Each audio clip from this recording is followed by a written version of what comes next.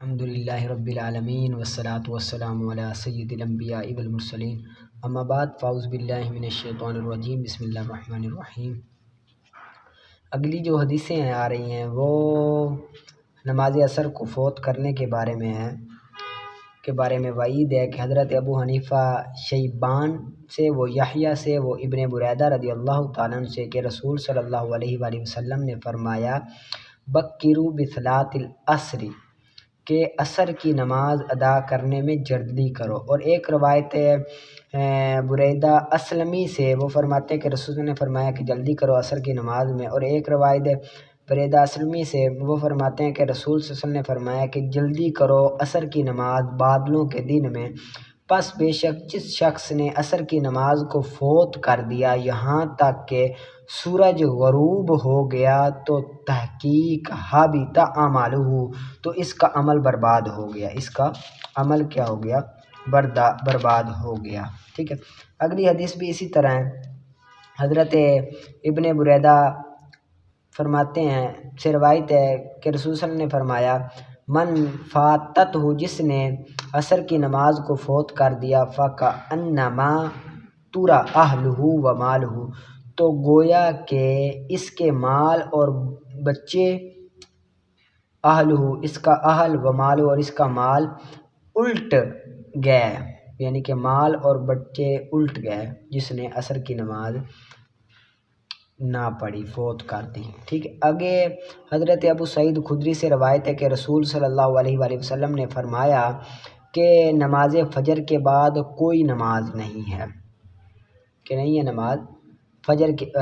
نماز فجر کے بعد، غدوۃ فجر کے بعد، یہاں تک کہ طلوع ہو جائے سورج، اور نہ ہی عصر کے بعد کوئی نماز ہے یہاں تک کہ غروب ہو جائے سورج، اور نہیں ہے روزہ عید الاضحیٰ ان دو دنوں میں، یعنی کہ عید الاضحیٰ اور عید الفطر میں روزہ نہیں ہے، اور نہ سفر کرے مرد مگر 3 مسجدوں کی طرف، مسجد حرام کی طرف اور مسجد اقصیٰ اور میری مسجد یعنی کہ مسجد نبوی کی طرف، اور نہ سفر کرے عورت 2 دن بغیر محرم کے، ذی رحم کے بغیر 2 دن سفر نہ کرے عورت، یہ ان بارے میں یہ احادیث پاک ہیں۔ ٹھیک ہے، اس کو آپ نے یاد کر لینا ہے، اور آگے آپ نکالیں شرح عقائد کا۔ آگے شرح عقائد کا ہم نے پڑھنا ہے والسوال حق، اور سوال حق ہے، قیامت کے دن سوال کیا جائے گا، یہ کیا ہے؟ حق ہے۔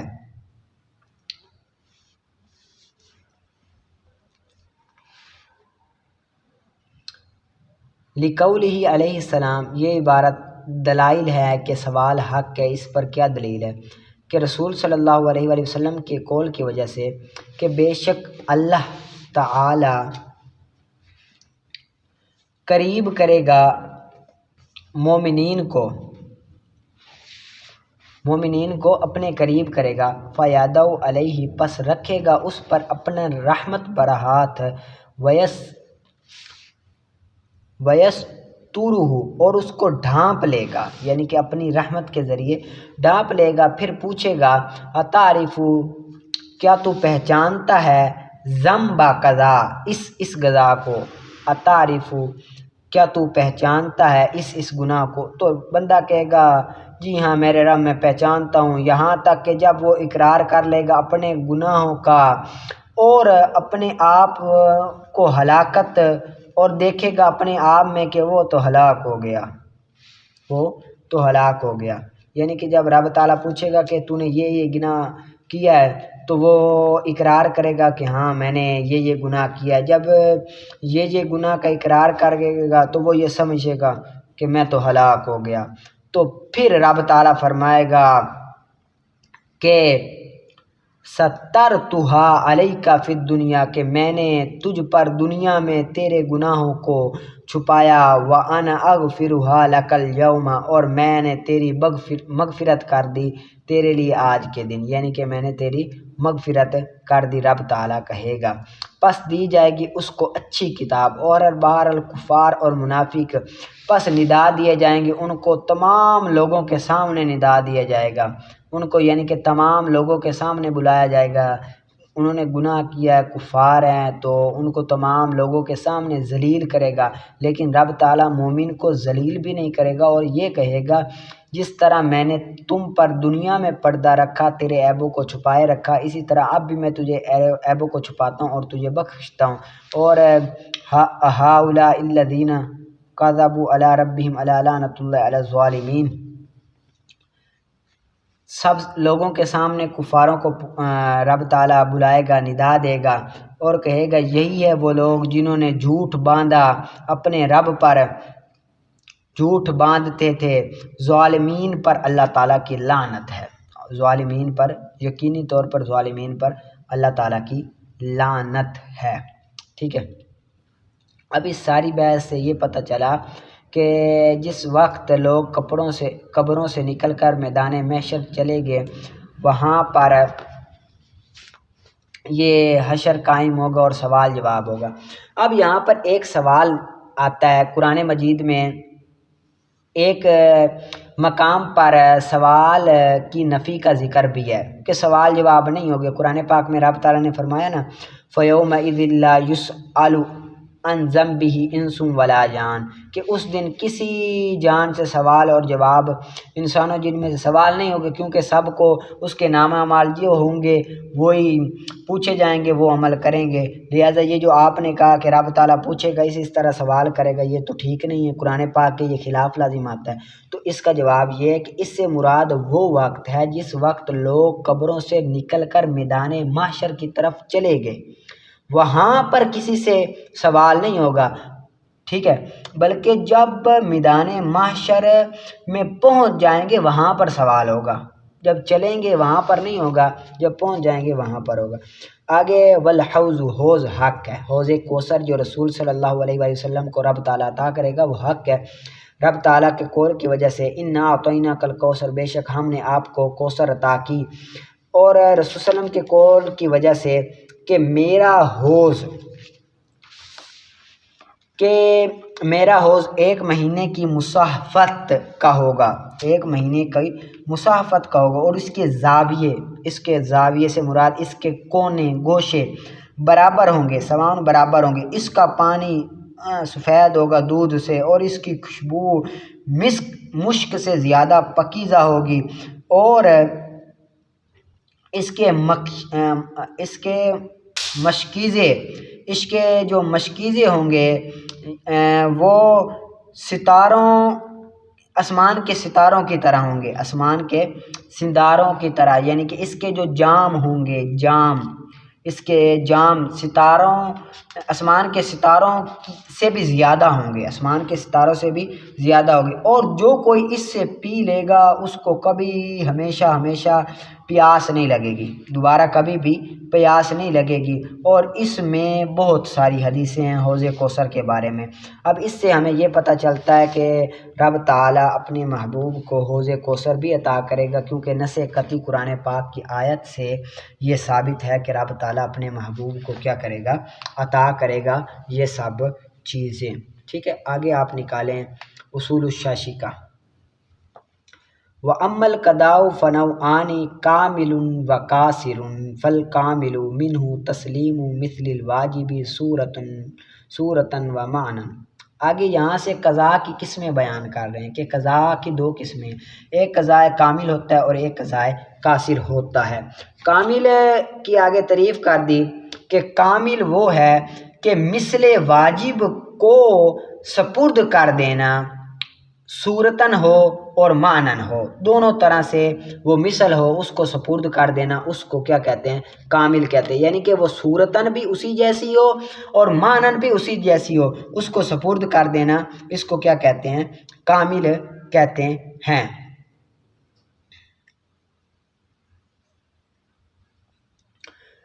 یعنی کہ ایک جیسی ہو صورتاً بھی اور معناً بھی ایک جیسی ہو، اس کو اگر سپرد کیا تو وہ کیا ہے؟ وہ کامل ہے، ٹھیک ہے، قضائے کامل ہے۔ جس طرح کہ کسی شخص نے غصب کیا کفیز کو، ایک گندم کی کفیز، ایک کفیز گندم، پس اس سے ہلاک ہو گئی، گندم ہلاک ہو گئی، تو ضمان دے گا ایک گندم کی کفیز سے۔ تو ہے یہ ادا کرنا، ہے یہ ادا کرنا اولاً، ہے یہ اور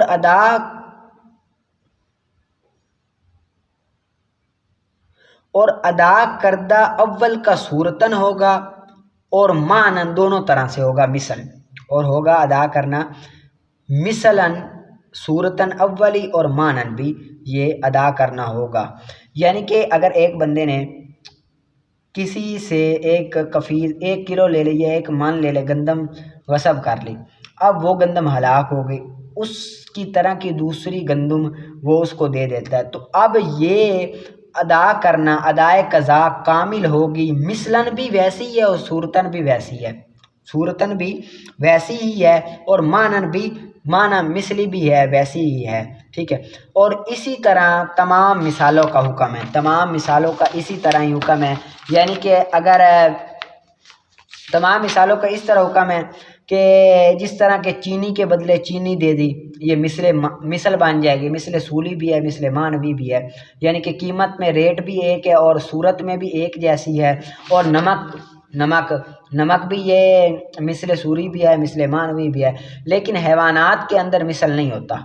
حیوانات کے اندر مثل نہیں ہوتا۔ کیوں نہیں ہوتا؟ کیونکہ ایک جانور دوسرے جانور کی مثل صوری نہیں بن سکتا۔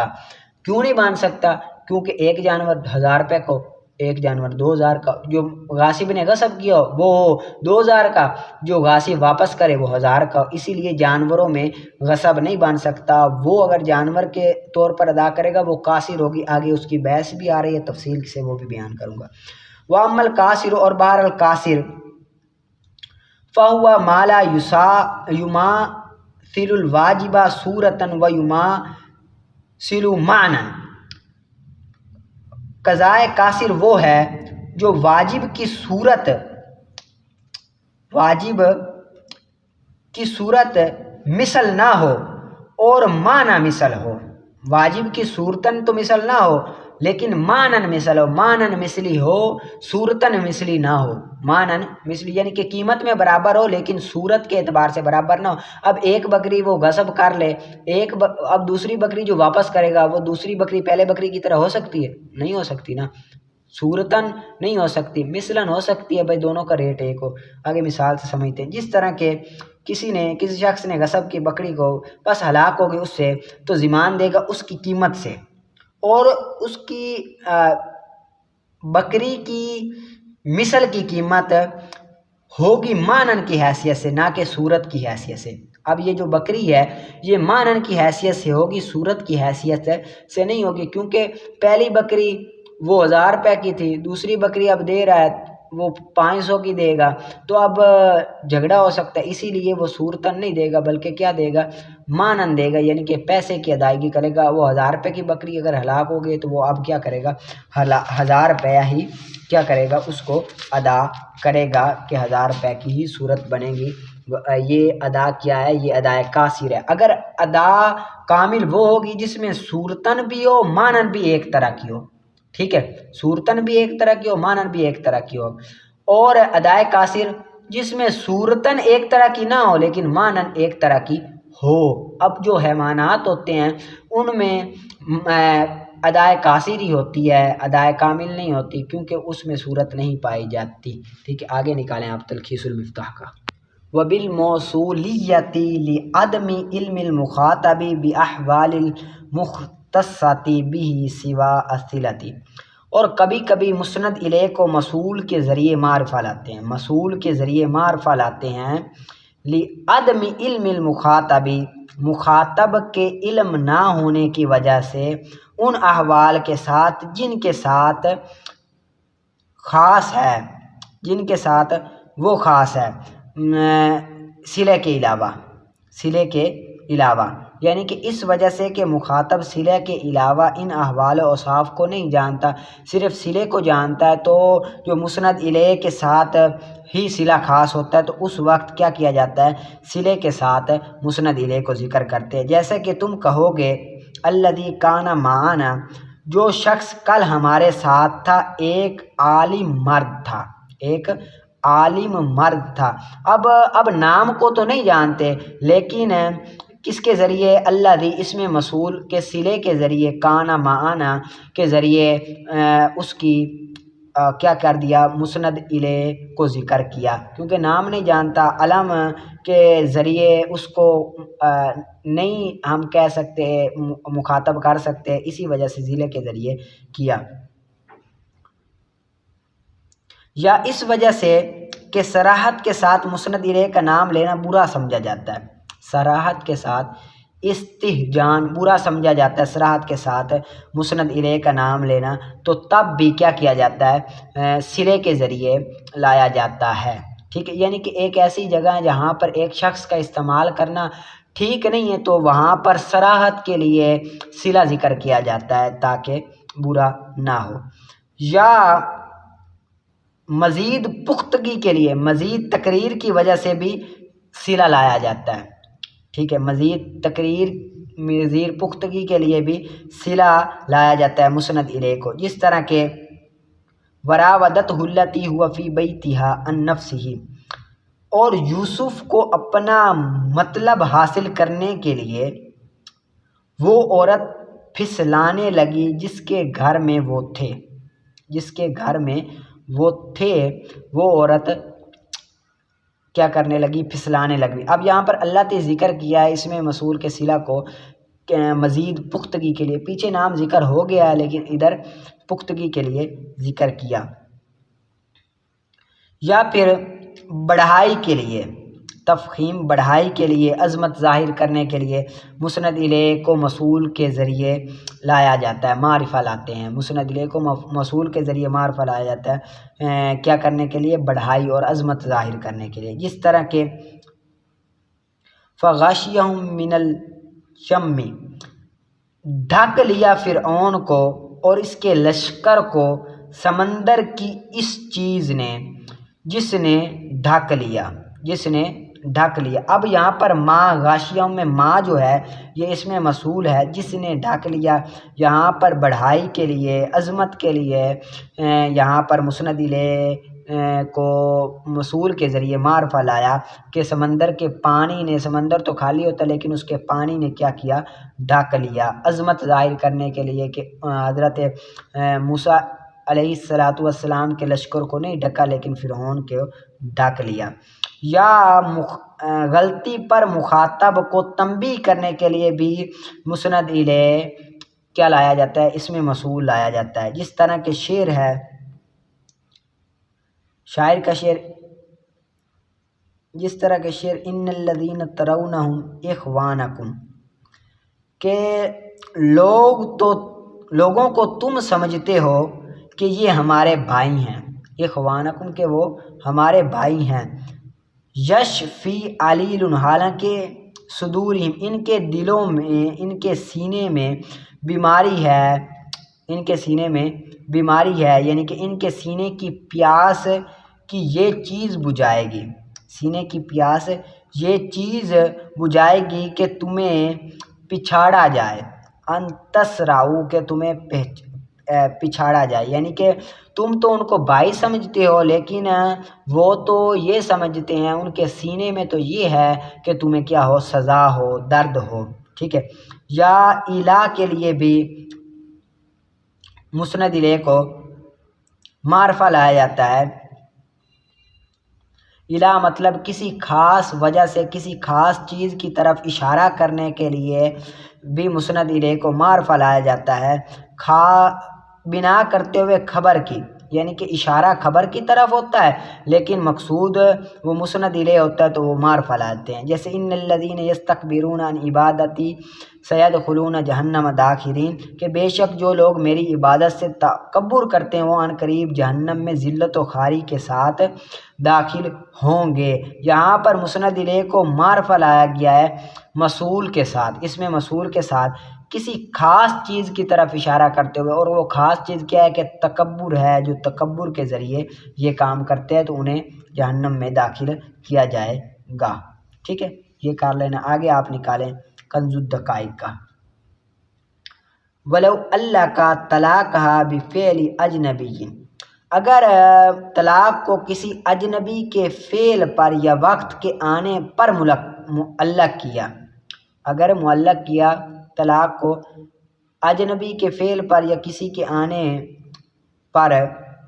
معلق کیا، وقت کے آنے پر معلق کیا، اور تعلیق اور شرط یا صرف شرط مرض کی حالت میں ہو، یا شرط کیا ہو مرض کی حالت میں ہو،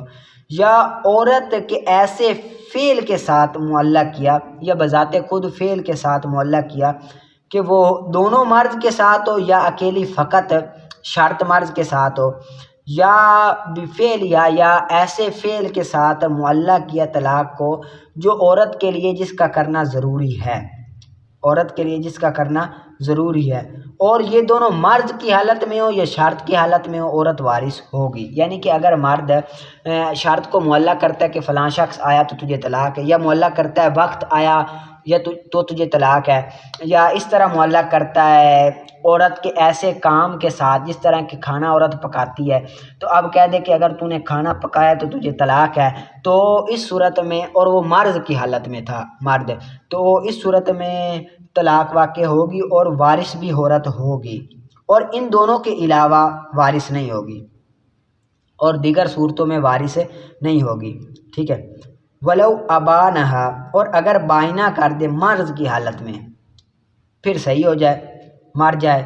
یا اس نے بائنا کیا عورت مرتد ہو گئی پس پھر مسلمان ہو گئی، پس مر گیا مرد پھر، تو وارث نہیں ہوگی. یعنی کہ یہ مسئلہ ہے کہ اگر مرض کی حالت میں تھا عورت کو بائنا کر دیا، پھر صحیح ہو گیا تو مر گیا، تو پھر بھی وارث نہیں ہوگی. یا عورت کو بائنا کیا، عورت مرتد ہو گئی پھر مسلمان ہوئی، پھر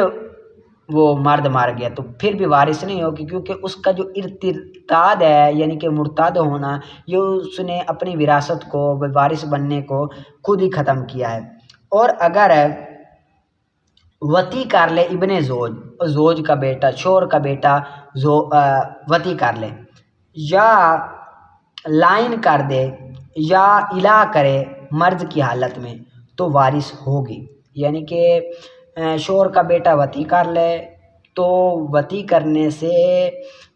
محرمت تو منافی ہوتا ہے لیکن وراثت سے منافی نہیں ہوتا، اسی وجہ سے وہ اس کو وراثت ملے گی. یا پھر لعن کر دیتا ہے، لعن کرتا ہے یعنی کہ کہتا ہے کہ تو نے فلاں سے زنا کیا، یا اس طرح کہتا ہے، تو تب بھی وارث ہوگی، اور الا کرنے کی صورت میں ہی بھی وارث ہوگی. اور اگر الا کیا صحیح ہونے کی حالت میں اور بائن کر دیا اس کے ساتھ، مریض تھا، تو تب بھی نہیں ہوگی، عورت وارث نہیں بنے گی اس کا وراثت کی. ان صورت میں طلاق دیتا ہے. تو ٹھیک ہے، اس کو یاد کرنا ہے. اور آگے آپ نکالیں ہدایت الحکمت کا. ہم آج 56 صفحہ نمبر سے پڑھنا شروع کریں گے. یہ میں نے آپ کو بولا تھا آپ کے پاس ہدایت الحکمت ہونی چاہیے. تو یہ القسم الثانی فی التبعیات کے بارے میں پہلے بھی میں نے آپ کو بتا دیا ہے کہ یہ دراصل جو ہدایت الحکمت کتاب ہے یہ 3 فنون میں ہے. پہلا فن منطق ہے، وہ متروک ہو گیا. وہ متروک اس لیے ہو گیا ہے کہ کیونکہ نا منطق کی زیادہ اہمیت تھی، تو وہ جو منطق تھی وہ شروع میں ہی پڑھائی جاتی ہے، یعنی کہ ابتدا میں ہی پڑھائی جاتی ہے. اب منطق اس ہدایت الحکمت کو سمجھنے کے لیے منطق کی ضرورت نہیں ہے کہ پہلے منطق کو سیکھو پھر ہدایت الحکمت کو سیکھے، تو پہلے منطق بندہ سیکھ جاتا ہے. اسی لیے یہاں پر جو تھی پہلا حصہ وہ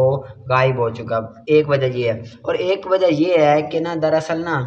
جو بھی شارحین تھا نا، منطق کیونکہ زیادہ مشہور تھی اور وہ منطق کی اور بھی بہت ساری شرح تھی، تو شارحین نے نا اسی دوسری قسم طبعیات سے ہی اس کی شرح کی۔ جب انہوں نے اس سے دوسری قسم طبعیات سے شرح کرنی شروع کی تو اسی طرح ہوتے ہوتے ہوتے ہوتے پہلی قسم بالکل ہی متروک الدرس ہو گئی۔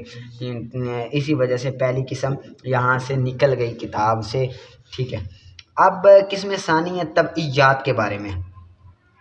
اب یہ طبعیات، اس کو ہم القسم الثانی فی بیان الجسم الطبعی بھی پڑھ سکتے ہیں کہ قسم ثانی وہ طبعی جسم کو بیان کرنے کے بارے میں ہے۔ یہ بھی ہم ایک قول کے مطابق یہ بھی کر سکتے ہیں، اور ایک ہم اس کو یہ بھی کر سکتے ہیں کہ قسم ثانی فی الاحوال طبعیتی للجسم طبعیہ، کہ قسم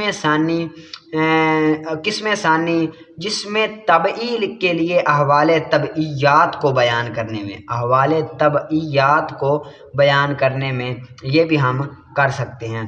اور تیسرا ہم اس کو